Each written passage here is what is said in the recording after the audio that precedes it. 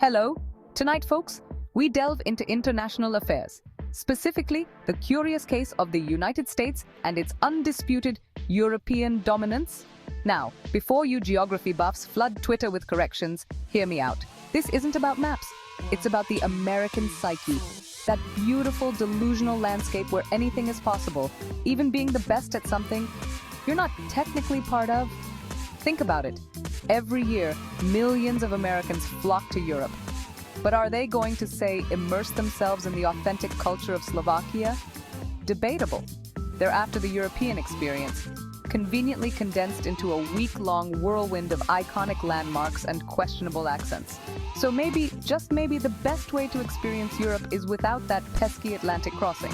This brings us to our central thesis. The United States, in its own special way, contains within its borders the most concentrated, potent doses of Europeanness. Don't believe me? Buckle up. We're about to embark on a cross-country road trip to prove why the US might just be the most European place. That isn't Europe.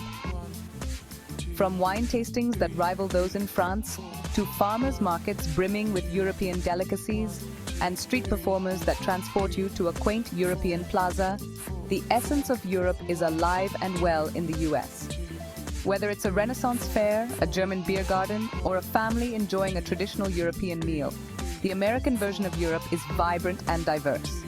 So sit back, relax, and join us on this journey to uncover the European heart beating within America. First stop, New Orleans. Land of jazz, gumbo, and enough wrought iron balconies to make you think you've stumbled onto the set of Moulin Rouge, minus the can-can dancers. The French Quarter, with its distinctive architecture and laissez-faire attitude, is practically begging for a beret-wearing accordion player on every corner. Sure, the Mississippi River isn't the Seine. And yes, that French spoken in the cafes is more likely Cajun slang than Parisian chic. But who needs authentic language when you can have beignets the size of your head? The point is, New Orleans captures a certain je ne sais quoi. It's a city that embraces life with gusto, celebrating indulgence, art, and music with an almost European flair. So, while the French may have invented the croissant, we perfected the beignet. And frankly, that's a win in my book. Next up, Wisconsin. Land of cheese, beer, and surprisingly a healthy dose of German heritage. Forget Oktoberfest in Munich, my friends. Head to New Glarus, Wisconsin, where the beer flows freely, the brats are longer than your arm, and the locals speak a dialect of German that would make your average Berliner blush. Now, some cynics might point out that lederhosen haven't been widely worn in Germany since, well, maybe the 1970s. And they might be right, but that's not the point. The point is, Wisconsin embodies a certain German spirit, a love of good food, good drink, and good company. It's a place where traditions are cherished and celebrated with gusto. They value hard work, tradition, and most importantly, knowing how to have a good time.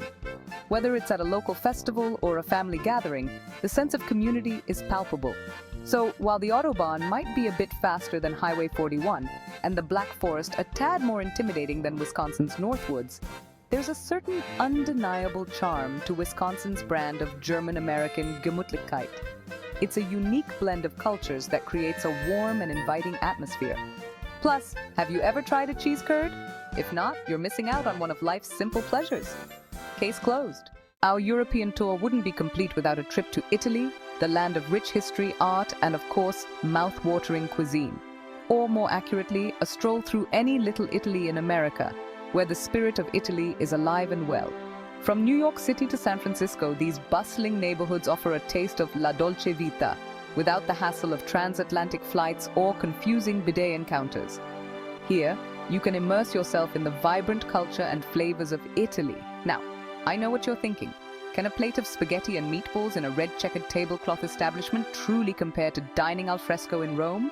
The ambience, the authenticity, the sheer joy of being in Italy? Look, I'm not saying it's the same, it's a different experience altogether. But there's something to be said for the Americanized version of Italian cuisine. It's a unique blend of cultures, creating something new, yet familiar. It's comforting, familiar, and always guaranteed to leave you in a carb-induced coma. It's like a warm hug from Nonna, even if she's thousands of miles away. So, while the Leaning Tower of Pisa might be impressive, have you ever seen a tower of garlic knots? It's a sight to behold and a treat to devour. And sure, Michelangelo's David is a masterpiece, but have you ever tasted Grandma's homemade cannoli? Exactly. It's a different kind of art, one that delights the taste buds and warms the heart.